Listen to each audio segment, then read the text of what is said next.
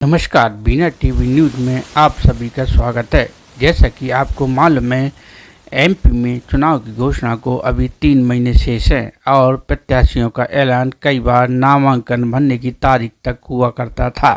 लेकिन social media पर कल बीजेपी के 39 प्रत्याशियों की सूची जब प्रसारित हुई, तब पहली नज़र में तो ऐसा लगा कि यह कोई राजनीतिक चाल तो नहीं है।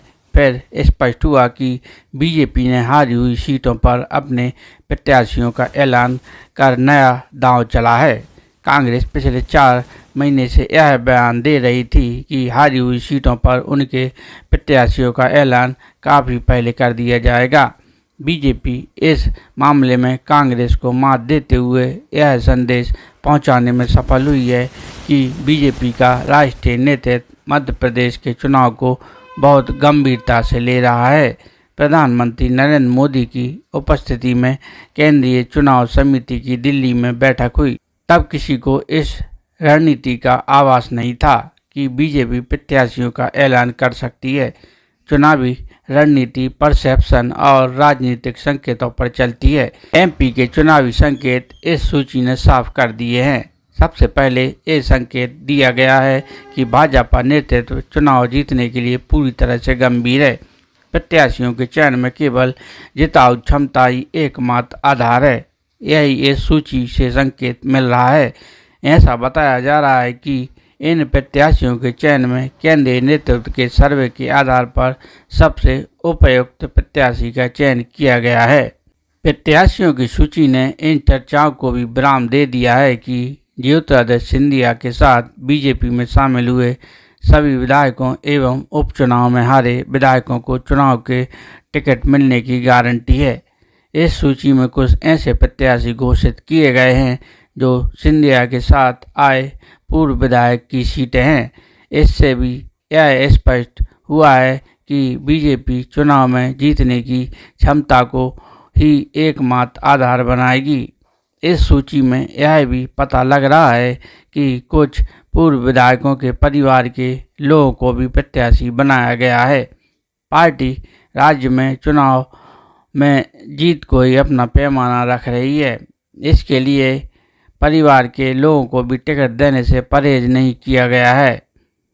2018 में चुनावी मात खाने के बाद बीजेपी कांग्रेस में फूट के कारण सरकार बनाने में सफल हो गई थी, लेकिन कांग्रेस अति आत्मविश्वास में ऐसा मानकर चल रही है कि इस बार फिर जनादेश उनके पक्ष में ही जाएगा। कांग्रेस के केंद्रीय नेतृत्व और राज्य नेतृत्व के बीच में चुनावी रणनीतियों को लेकर मतभेद समय समय पर दिखाई पड़ते हैं।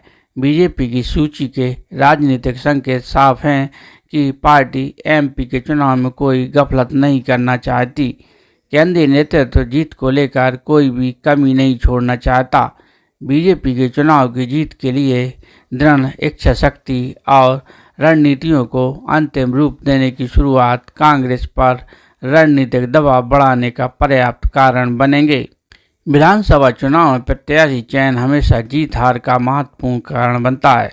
पिछले चुनाव में बीजेपी के पिछड़ने का कारण प्रत्याशियों के चयन में चूक को ही माना जाता है। बीजेपी ने इन चुनावों में प्रत्याशी चयन की शुरुआत करके यह बता दिया है कि इस बार प्रत्याशियों के चयन में पार्टी कोई चूक नहीं करेगी। जो भी पार्टी प्रत्याशी चयन और चुनावी प्रचार अभियान को एकजुटता के साथ संचालित करने में सफल होगी, वही पार्टी प्रदेश में अगली सरकार बनाने का दावा कर सकेगी। इसमें तो बीजेपी अभी तो एक कदम आगे निकलती हुई दिखाई पड़ रही है।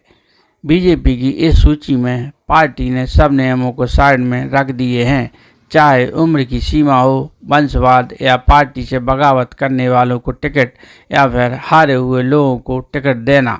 आज के लिए बस इतना ही। कल फिर मिलेंगे दूसरे राजनीतिक मुद्दे पर चर्चा करने।